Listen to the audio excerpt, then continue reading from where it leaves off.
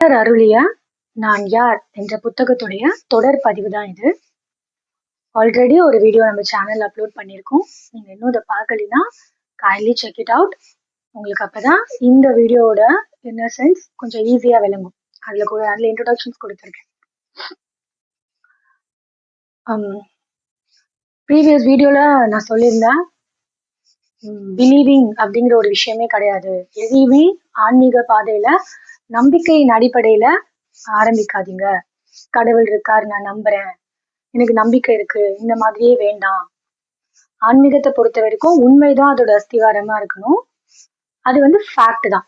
For instance, இப்போ 2 2s are 4 அப்படின்னா அது இந்தியனுக்கும் 4 தான், அமெரிக்கனுக்கும் 4 தான், யுஏல இருக்கவாளுக்கும் 4 தான். மாறாது இல்ல? அந்த மாதிரி இருக்கணும். எனக்கு தெரியும், நான் உணர்ந்திருக்கேன், எனக்கு தெரியும், அதனால நான் இறை வழிபாடு பண்றேன், அதுதான் முக்கியம். எனக்கு நம்பிக்கை இருக்கு அதனால நான் பண்றேன், அது தப்பு. அப்படி அந்த நம்பிக்கையின் அடிப்படையில நீங்க அந்த ஆன்ம விசாரத்தை பண்ணவே முடியாது. ஓகே, ஸோ இப்ப மட்டும் பிளைண்டா இருங்க, ஐ டோன்ட் நோ அப்படிங்கிற ஸ்டாண்ட்லயே இருங்க. ஒன்ஸ் நீங்க இந்த ஆன்ம விசாரணையை செய்ய செய்ய செய்ய உங்களுக்கே அந்த ஐ டோன்ட் நோல இருந்து ஐ நோ அப்படிங்கிற அப்கிரேடேஷன் கண்டிப்பா கிடைக்கும். ஐ ஸ்வேர், நம்புங்க. Hi guys, welcome to serenity.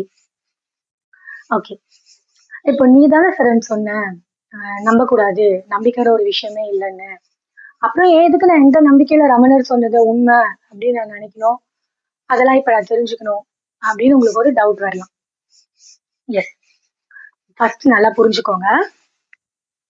நம்ம 3 பிரமாணங்களை வச்சுதான் ஒரு விஷயத்த அறுதியிட்டு கூறுவோம். ஓகேங்களா?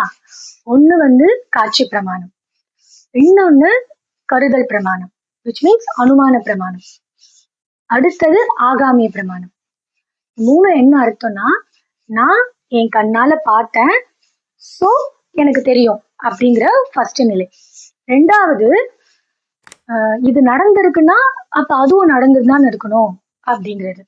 For instance, there is no smoke without fire அப்படின்னு ஒரு ஸ்டேட்மெண்ட் இருக்குல்ல. புகை எங்கேயோ இருக்குன்னா அப்ப எங்கேயோ புகைஞ்சிட்டு இருக்குன்னா ஓகே, நெருப்பு எங்கேயோ இருக்கு அப்படின்னு அர்த்தம். இது அனுமான பிரமாணம். நான் அனுமானிக்கிறேன், யூகிக்கிறேன், கருதுறேன் அப்படின்னு சொல்றோம்ல அது. இந்த ஆகாமிய பிரமாணம் இருக்கு பத்தியா, இதை தமிழ்ல உரை அளவை அப்படின்னு சொல்லுவாங்க. அப்படின்னா நமக்கு முன்னாடி இந்த ஞானத்தை அடைஞ்சவங்க இருப்பாங்கல்ல, அவங்க சொன்ன விஷயம், அத அவங்க அறுதிட்டு கூறுறாங்க, சோ அது உண்மைதான் அப்படிங்கிற தீர்மானத்துக்கு வர்றது. அது எப்படி வரணும், நான் ஏன் எப்படி வரும் அப்படின்னா வர முடியாது அப்படின்னு சொன்னா,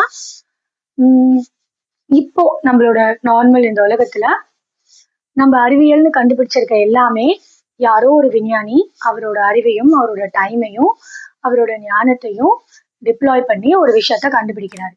ஃபார் இன்ஸ்டன்ஸ், இப்போ speed of light approximately 3 lakh km/s அப்படிங்கிறத அறிவியல் இப்போதைக்கு கண்டுபிடிச்சு வச்சிருக்கு. கரெக்டா?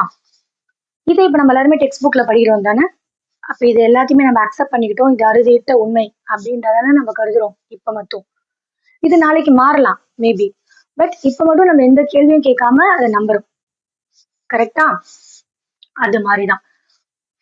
எப்படி சொல்றது, இன்னும் கிளியரா சொல்லணும்னா, நம்ம போயிட்டு அந்த ஆராய்ச்சி பண்ணவங்க கிட்ட இது நீங்க எப்படி ஆராய்ச்சி பண்ணீங்க, இது உண்மையா பொய்யா, நான் ஆராய்ச்சி பண்ணி கத்துக்கணும் அப்படின்னா அந்த ஸ்டெப்ஸ் எல்லாம் உங்களுக்கு சொல்லுவாங்க. நீங்களும் அதுல இன்வால்வ் ஆனீங்கன்னா அவங்க டிரைவ் பண்ண ஆன்சரே தான் உங்களுக்கும் டிரைவ் ஆகும். புரியுதா?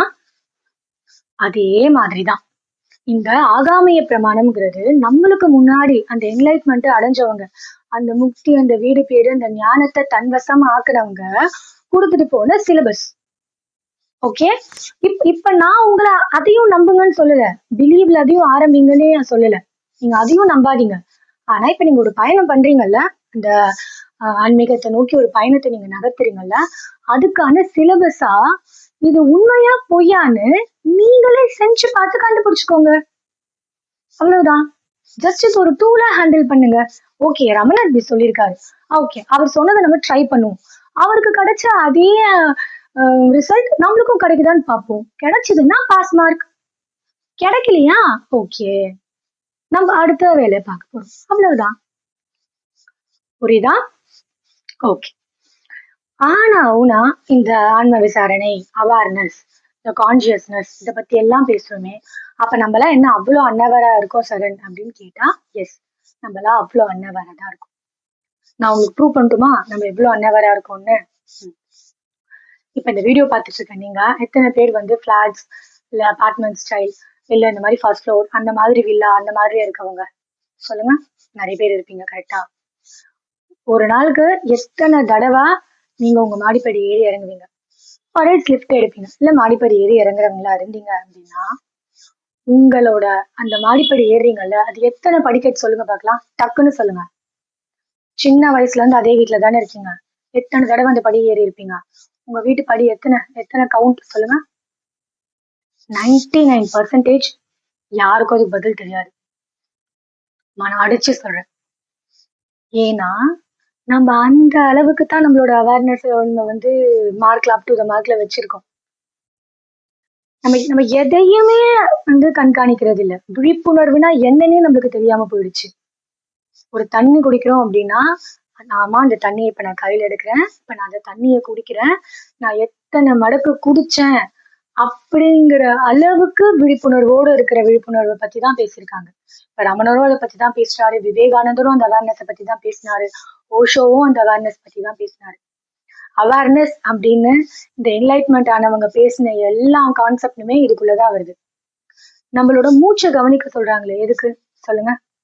நம்மளோட வாசி கடைசி மட்டும் அது நம்ம கூட அது மட்டும் தான் இருக்கும். கொஞ்ச நாள் அமைதியா உட்காந்து ஆமா நம்ம இன்ஹேல் பண்றோம், நம்ம எக்ஸேல் பண்றோம் அப்படிங்கறத கவனிச்சு பாருங்களேன். எந்த அளவுக்கு உங்களோட அவேர்னஸ் வந்து இன்க்ரீஸ் ஆகும் அப்படின்னு உங்களுக்கு நல்லா தெரியும். எஸ், பட் நம்மளுக்கு நம்மளுக்கு அந்த மாதிரி எந்த சென்ஸுமே இல்லாம போயிடுச்சு. காலப்போக்குல நம்மளுக்கு அது மழுங்கடிக்கப்பட்டுடுச்சு.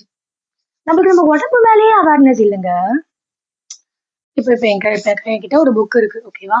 இப்ப நான் என்ன பண்றேன், இந்த புக்கை என் கையால தான் தொடுறேன். மேபி அது இப்ப கீழே விழுந்துச்சு, என் கால் பட்டுருச்சுன்னா நம்ம என்ன பண்ணுவோம்? உடனே ஐயோ அப்படின்னு பதறி போய் அந்த புக்கை நமஸ்காரம் பண்ணிட்டு தெரியாம கால் பட்டுருச்சு அப்படின்னு நினைப்போம், கரெக்டா? சரி சொல்லுங்க, உங்க கை படுது இல்ல, என்னைக்காவது உங்க கை பட்டுதானே இந்த புக்கை எடுக்கிறோம், ஐயோ நம்ம கை அதுல பட்டுருச்சு அது அபத்தம் அப்படின்னு என்னைக்காவது நினைச்சிருக்கீங்களா? ஏன் கால் படும் போது மட்டும் உங்களுக்கு அந்த உணர்வு வருது? ஏன்னா உங்களுக்கே உங்க உடம்புல கை கால் இது எல்லாமே ஒரு அங்கம்தாங்கிற அவேர்னஸ் இல்ல. உங்களை பொறுத்த வரைக்கும் கை ரொம்ப உயர்ந்ததாகவும் கால் ஒருத்தர் அவமதிக்கு கொடுக்கறதுக்கான ஒரு பாகமாகவும் பாக்குறோம். அதுலயே வலது கை இடது கையை விட கொஞ்சம் உயர்ந்தது, உயர்ந்த செயல்கள்லாம் செய்து, இடது கை அந்த மாதிரி கிடையாது அப்படிங்கிற தாட்ஸ் எல்லாம் நம்மளுக்கு அப்படியே பொறந்ததுல இருந்து மத்தவங்க சொல்லி சொல்லி சொல்லி அப்படியே படிப்பினையா நம்ம மனசுக்குள்ள பதிஞ்சு போயிடுச்சு. ஆமா, ஆக சிறந்த கொடுமை எது தெரியுமாங்க? இந்த அறிவு கிட்ட இருந்து நம்ம எஸ்கேப் ஆகுறதுதான். இந்த புற உலக அறிவுன்னு நம்ம ஒண்ணு சேகரிச்சு வச்சிருக்கோம்ல, இந்த அறிவு கிட்ட இருந்து எஸ்கேப் ஆகுறதுதான். எஸ், அததான் ஜே கிருஷ்ணமூர்த்தி சொன்னாரு, ஃப்ரீடம் ஃப்ரம் த நோன் அப்படின்னு. நிறைய தெரிஞ்சு வச்சிருக்கோம், நம்ம தேவையில்லை, அவ்வளவுலாம் நம்ம தெரிஞ்சுக்க வேண்டிய அவசியமே இல்லை. அதுல எல்லாம் நம்ம அன்லேர்ன் பண்ணவே நம்மளுக்கு எது தேவையோ அந்த ஞானம் நம்மளுக்கு தானா கிடைக்க ஆரம்பிச்சிடும். ஆமா, இப்ப நீங்க கண்ணப்ப நாயனாரோட கதை ஆல்மோஸ்ட் இந்த வீடியோ பாக்குறவங்க கண்டிப்பா தெரிஞ்சிருக்கும். சிவபெருமானுக்கு தன் கண்ணையே எடுத்து அப்பினவர் அப்படின்னு. அதெல்லாம் அவர் ஒரு கண்ணை எடுத்து அப்பிட்டாரு, அடுத்த கண்ணுல இருந்தும் ரத்தம் வடியுது. இந்த கண்ணையும் எடுத்துட்டா எங்க அப்புறதுங்கிறதுக்கான அந்த மார்க், அந்த இடம் தெரியாம போயிடுமேங்கிறதுனால தன் காலோட கட்டை விரலை எடுத்து அந்த கண்ணு அந்த ரத்தம் வர அந்த இடத்துக்கிட்ட வச்சு அவர் கண் எடுத்து அப்புறத்துக்கு ட்ரை பண்ணாருங்கிறதுதான் கதை, புராணம். ஓகேவா? கண்ணப்ப நாயனாருக்கு இந்த உடம்புல கை ரொம்ப வசதி, கால் ரொம்ப தாழ்வு அப்படிங்கிற மாதிரி எண்ணமே இல்ல. அதனால காலை எடுத்து நம்ம சிவலிங்கம் மேல வைக்கிறோமே அது தப்பு இல்லையா அப்படின்னு அவருக்கு தோணல. பட் நம்மளுக்கு இப்ப எல்லாருக்குமே அது தோணும், நம்மளுக்கு அது எல்லாமே பெரிய விஷயமா இருக்கும். சிவபெருமான் மேலேயே வந்து மார்க் பண்றதுக்காக கால் எடுத்து வச்சவன் கண்ணப்பன். கண்ணப்பனை பொறுத்த வரைக்கும் கை மாதிரிதான் காலும். கை ஒன்றத்துக்கு பயன்படுது, கால ஒன்றத்துக்கு பயன்படுது. நம்ம உடம்புல இருந்து 5 விஷயம் தெரியுதுங்க, பஞ்சபூத தத்துவம் மாதிரி வச்சுக்கோங்களேன். கால், வலது கால், இடது கால், வலது கை, இடது கை, நம்மளோட தலை, நம்மளோட பாகத்துல இருந்து 5ஆ பிரியுது. அதே மாதிரிதான் பாருங்க, நம்மளோட கையில இருந்து இங்கேயும் 5ஆ பிரியுது.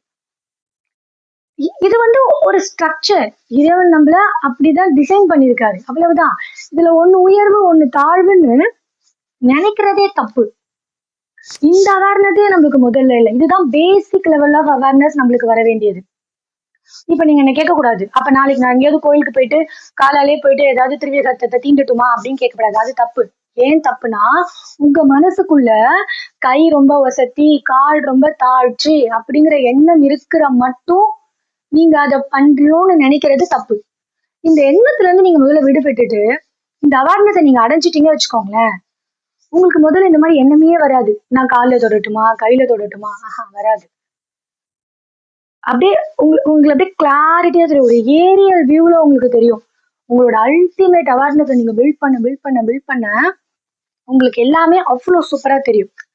அததான் சத்து சித்து ஆனந்தம், சச்சிதானந்தம் அப்படின்னு சொல்றோம்ல, அதுதான் இந்த நம்மளோட இந்த எக்ஸிஸ்டன்ஸை பிளிஸ்ஃபுல்லா மாத்துறது.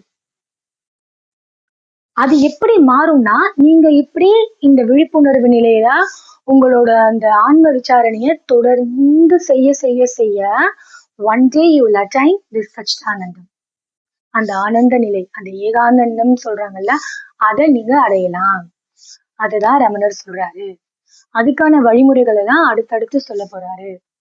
மறுபடியும் மறுபடியும் மறுபடியும் இதுல ஒரு விஷயத்த தான் நம்ம வந்து ரொம்ப ஸ்ட்ரெஸ் பண்ணி ரமணர் சொல்ல வர்றது என்ன, இந்த உடம்பு நீ இல்ல, இந்த மனசு நீ இல்ல, இந்த இந்திரியங்கள் கர்மேரியங்கள் எதுவுமே நீ இல்ல, இதெல்லாம் நீ இல்ல இல்லன்னு ஒரு அறிவு உனக்கு சொல்லுது பாரு, அந்த கான்சியஸ்னஸ் இருக்கு பத்தியா, அந்த அவேர்னஸ் தான் நீ அப்படிங்கிறாரு. அந்த அவேர்னஸ் தான் நான் அப்படின்னா, அப்ப அது எது என்ன தடுக்குது?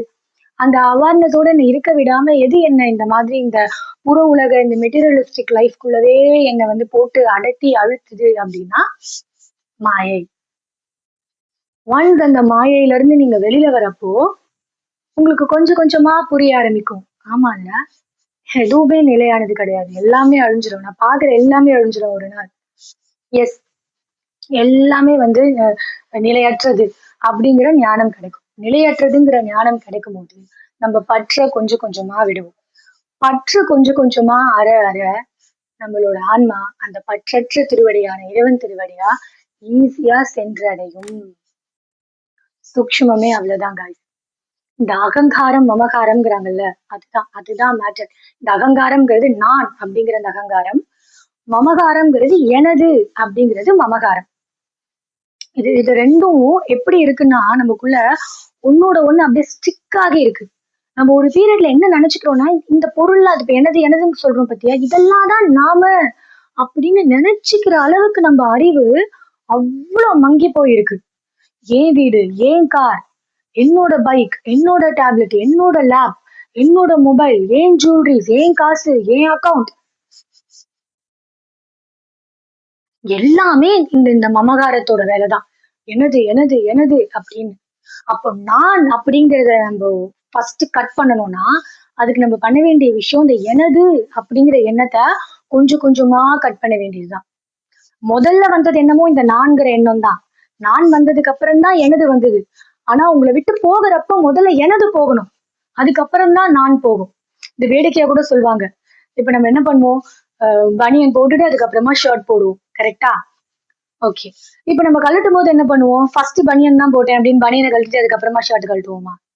இல்லல்ல, ஃபர்ஸ்ட் ஷர்ட்டை கழட்டி அதுக்கப்புறம் தானே பனியனை கழட்டுறோம்.